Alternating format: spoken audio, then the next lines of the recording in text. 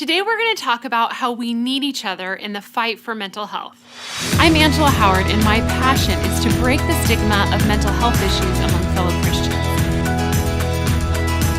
If you're new to my channel, please subscribe and don't forget to click on the notifications bell so that you don't miss out on any of the new content.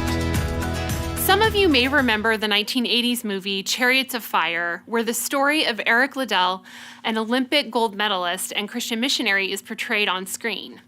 Liddell later writes in his book, The Disciplines of a Christian Life, that circumstances may appear to wreck our lives and God's plans, but God is not helpless among the ruins.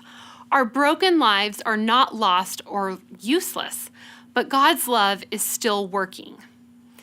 Well, when we're in the middle of mental health struggles, it can be easy to wonder if our lives or the lives of our loved ones are wrecked, sidelined, and just stripped of purpose.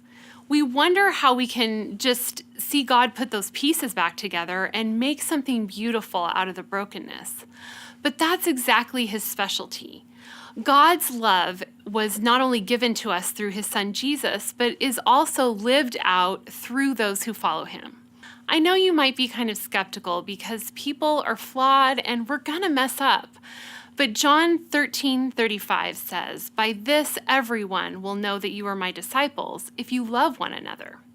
One of the most beautiful ways that we can love one another is in our struggles and in the messiness and in the places where we really need healing. So why do we need each other, especially in the fight for mental health? Number one, we need to know that we're not alone. Statistics show that about 20% of Americans experience mental illness in a given year.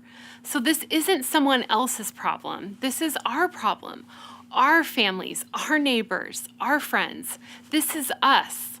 When we lean into one another, it dispels the lie that we're alone. Number two, we need to learn from each other.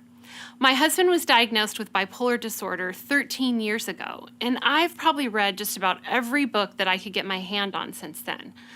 But this year, I heard some stories from other families who are fighting through this illness, and those personal stories were so impactful.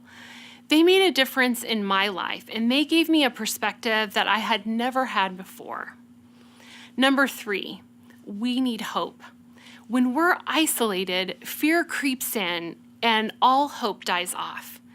We need other believers to remind us that there's hope.